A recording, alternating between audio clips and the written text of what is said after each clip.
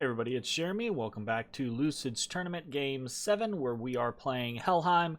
This is turn 49. So, we have completed Thaumaturgy 3 and Thaumaturgy 4. Now we're doing a run up to Construction 6. We got a little bit of reanimation. We've cast Dark Knowledge. We've captured 30 good blood sacrifices in Tiny Willow. That's nice. Much better than we had been doing the prior two turns. Very pleased about that. We see a battle in Eknafale between Tirnanog and Abyssia. Not really much of a fight, but we are going to pop in just to check. This is the force that we saw from Tirnanog last time, and I think it's his main force, right? This is a lot of Tuatha warriors, which are his sacred cap-onlys. This is a fair number of mages, reinforcing it, powerful mages. I say a fair number. It's not a crazy amount, but it's a fair number. So this isn't like by any stretch of the imagination like the extent of his power, but this is a nice force for Tirnanog. So we kind of want to keep an eye on it and see how it performs, what it does, what his tactics are. So right now, we're still not facing anything that is big enough to trigger anything. No gem usage or anything like that. But right now, he's sticking together in a pretty tight formation.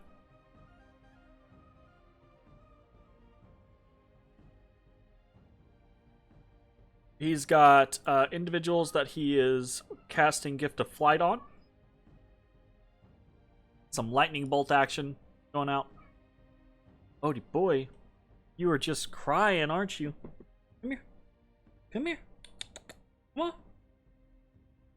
Come on. What are you looking at me for? Alright, good boy. Good boy. Good boy. So, nothing crazy that we have yet to see come out of this stack, but we want to keep an eye on it, see if it does start doing anything. Fingers crossed. So, what else do we have got going on? We've got an unexpected event in the Forest of Long Nights. New trade routes. Nice. Plus 10 province income. Very good. And then we have in Polmania, a tax collection went unexpectedly well. Also nice. 381 gold. Cool. Fortune has been paying off for us over the course of this game very well.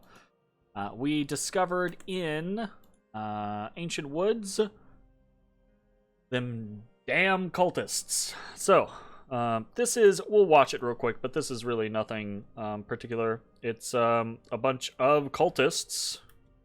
So a bunch of heretics, they count as sacreds. We've got a single Dryad Mother back here who is a priest level 2, who is going to be the real problem here, because we have a whole bunch of undead.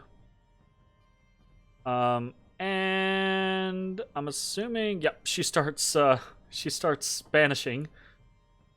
But, I mean, we kill what we're up against very quickly, and then she routs, and that's pretty much it. But just those few casts of banishment actually did do a pretty nice chunk of damage to us. So that's annoying, but it is what it is. And then we did some patrolling both in Ancient Woods and Tiny Willow. Cool. Alright, what are we doing this turn? This turn is a pretty passive turn. So we're going to just look at each of the things we're actually doing and then go over in more detail some of the overall concepts and ideas that we are trying to achieve right now. We have a little hell herding that's been hiding out here in the high peaks for a while, so we're going to go pick him up. We are moving Com 3 with a small force of Heerdmen over towards Koenberg. We are moving 3 blood hunters into Sinafe. They will start blood hunting next turn, even though we do not really have a... Actually, you know what? That... I mean, we will do that, but we won't do that in a vacuum. We will send out First 42 to be a patrolling force there. We have kind of like a minor patrolling force here with Carl 7 and all of the ghouls. So we're blood hunting in Orman. We're blood hunting in Tiny Willow. We're gonna be blood hunting in Sanafe soon. We've still got the scenario here, right? Unless found and dealt with, the cult will grow in power and influence. So I feel like the book didn't disappear, so I feel like something is still happening there. So we're gonna patrol one more turn. If nothing else happens, I don't really give a shit about a single province. I'm gonna pop King 7 over to Orman and start patrolling there, using some of these ghouls as kind of patrol chaff. And then in our capital, we are continuing to reanimate, and this Mound King and his chaff are going to be the individuals patrolling in. So we got a couple of other things that are happening that are new. We have started corpse construction spam. You know, because we're any different than Kalem or Tirnanog at this point. Well, I guess Tirnanog's not really doing it. They're nature heir. But yeah, so we're joining into the corpse construction spam. We've got Storm Spool up along with Lightning Rod, so we should be able to produce quite a few corpse constructions with every cast. Actually, to the point to where we are summoning or recruiting another Dis, and we're going to send that Dis up to Saramesha. We are making another lightning rod for her, and we're making storm spools every turn, so they're kind of whatever. She can just grab one. But we'll start summoning corpse constructs in Saramesha, and we might, depending on how the next couple turns turn out with air gem findage, searchage, locationage, whatever. Depending on how our territory or our magic income turns out over the course of the next couple turns, we might start putting other people. Put one in Osens, put one in Kohnberg, put one in Dead Forest, put one in Brightgate, you know. Just having enough, just having individuals in almost every location summoning corpse constructs every single turn. Now, corpse constructs without buffs are not very good. They're just kind of tanky, but they have like no protections. They have really bad stats. They die really easily. With buffs, obviously something that is better with buffs is going to be better, but when they do get buffs, right, when they get something like Fog Warriors, when they get a protection buff, when they get something like, I guess they're undead, so I don't know that, are they undead? Or corpse constructs? I think they're undead. So I'm not sure mass regeneration works for them, but just in general, right, like, as you get buffs, they get significantly better. The main point being is that you can just get so many of them so easily, right? So, regardless, though, even if you don't have a lot of good buffs for them, they're decent at holding a fort down, right?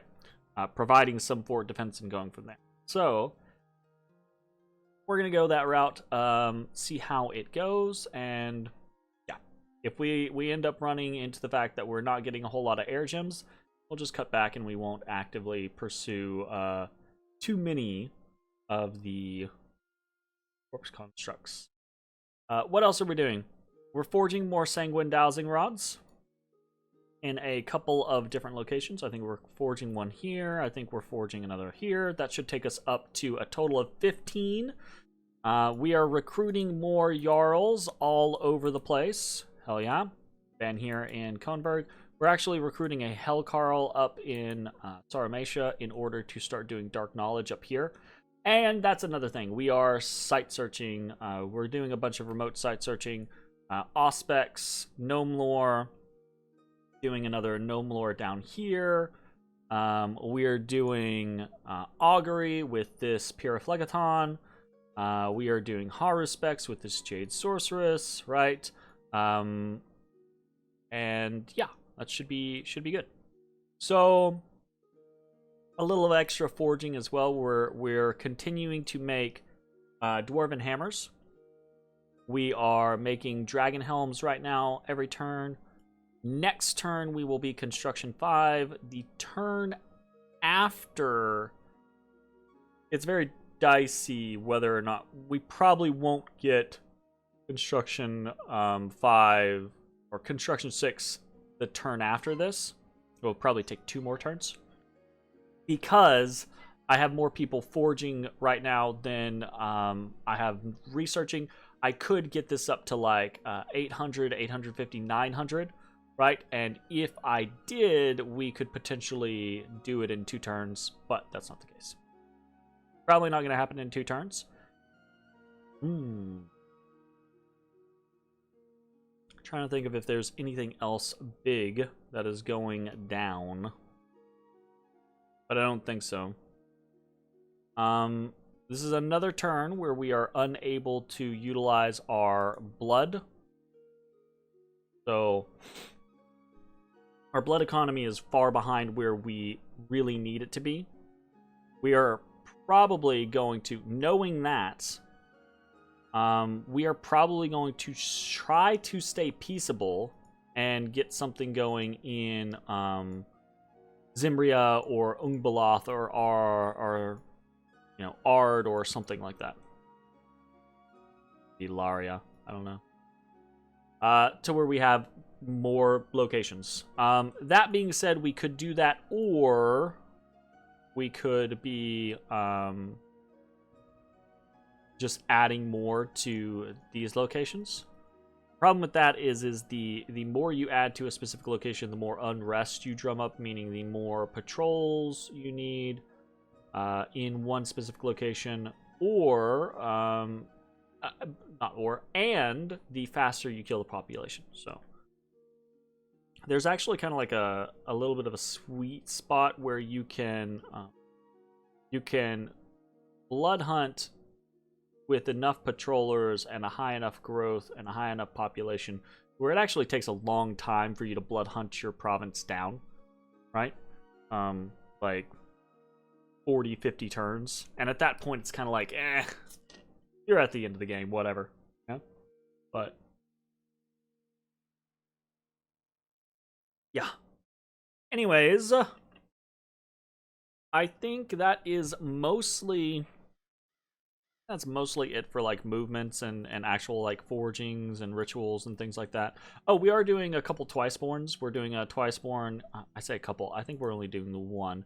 We're doing a Twiceborn on our Hangadrotning. She is a special unit. She's very powerful. 3 air. Death 4 is very strong. We don't want to lose that casually. We have a couple of Hangadrots that we are potentially interested in doing that to as well. Right?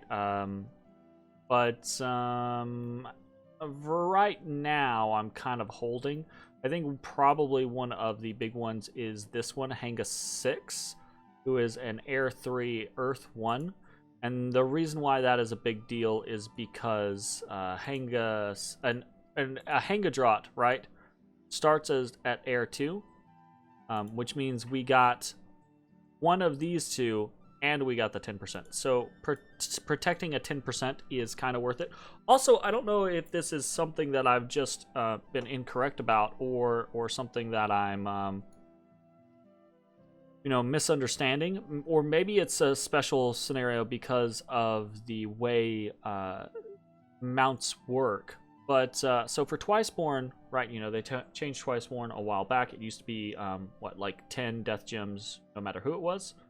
But now it's 5 death gems per size, basically. So you get 5 death gems for size 1, 10 for size 2, 50 for size 3. At least I'm pretty sure that's how it works. I could be wrong. But for the Hangadrots and the Hangadrotning, it's only 10. It's not 15, even though they're size 3. But I think maybe it's counting the fact that the horse is size 3, and you're not twice-borning the horse. You're twice-borning the person on the horse, and that person is only size 2. So maybe that's what's happening there. If so, that's actually pretty cool. Another thing to note is that Memoria has taken the Caves of Madness. Interesting. and no one has taken Defaros. We are probably going to move on Defaros in the next couple turns. So we will see how that goes.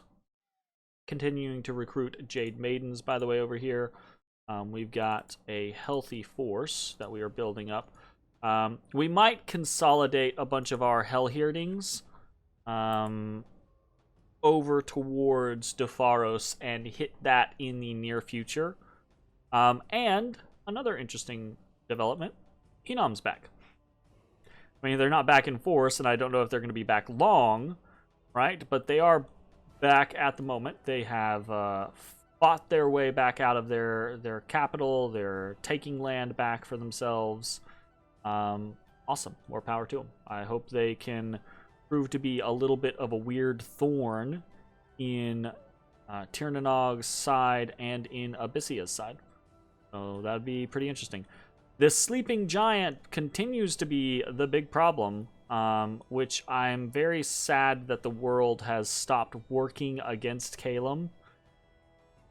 Because everyone, Tirnanog and Abyssia, obviously they tried to win the game, but neither of them, I think, is going to win the game in the near future, and that's just going to give Calum time to solidify and prep, and then the birds are going to come again. So our main goal, we've talked about this a couple times already, right, is to get our blood economy pumping real strong. And we wanted to do that in non-important locations, because eventually probably what we're going to have to do is we're going to have to, like, when a war starts up between something like Tirnanog and Calum, it won't be safe to blood hunt outside in undefended provinces. We'll have to blood hunt in our actual fortifications, and that's going to be a pain in the ass. So we want to get as much of a blood economy going now, and really protect that blood economy, and then go from there. We do have Mother Oak up. That's nice. We're getting 14 nature gems per turn. We looked at research already, but I will note that we are taking a stint after Construction 6 up to Conjuration 5, just to cover some of our bases. And we might end up popping into Evocation 5 as well, just to make sure that we have Storm available on other people aside from our hero. A lot of things to do. Plus, the other thing is even if we were to run for Blood Magic right now, we have all these Ice Devils that we could be making. We could jump to Archdevils instead, sure, absolutely, and that would be cool. But we don't even have the fucking blood slaves for our Archdevils or Ice Devils. Why we're not gonna have them for Archdevils, right?